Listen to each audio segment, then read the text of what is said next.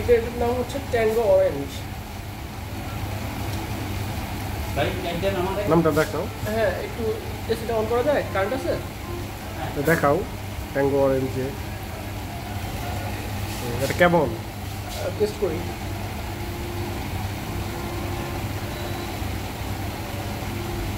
ভালো, দেশি প্রোডাক্ট, 20 টাকা মূল্য, ভালো।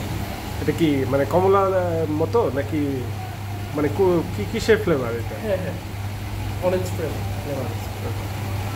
এবারে কি তুমি প্রথম খাচ্ছ এটা?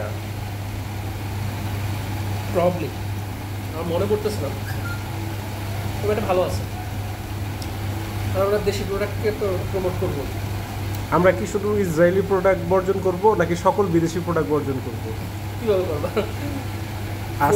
আস্তে আস্তে ধীরে ধীরে যেটার সুযোগ থাকবে বিকল্প তৈরি করা উচিত। কারণ এখন তোমার যদি মানে বিকল্প না তৈরি করতে পারো, আর যে চাহিদা তৈরি হয়ে গেছে সেই চাহিদার তীব্রতা বেশি থাকলে স্বাভাবিকভাবে ওটাই টিকে থাকবে।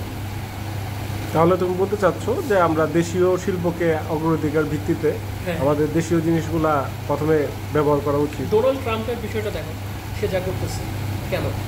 তার দেশীয় প্রোডাক্ট বা দেশীয় শিল্প যেন ভালো অবস্থায় আসে, অন্য দেশের প্রতি থেকে নির্ভরশীলতা কমে আসে, এর জন্যই তাকে কিছু।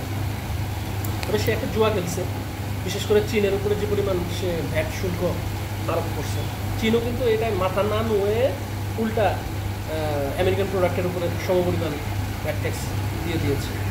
তাহলে কি আমরা ভারত বিরোধিতার জায়গায়, ভারতীয় পণ্য বর্জনের জায়গায় নিজেদের আত্মনির্ভরশীল করার দিকেই মনোযোগ দেওয়াটাই বেটার? সেটাই। ওকে, থ্যাংক ইউ।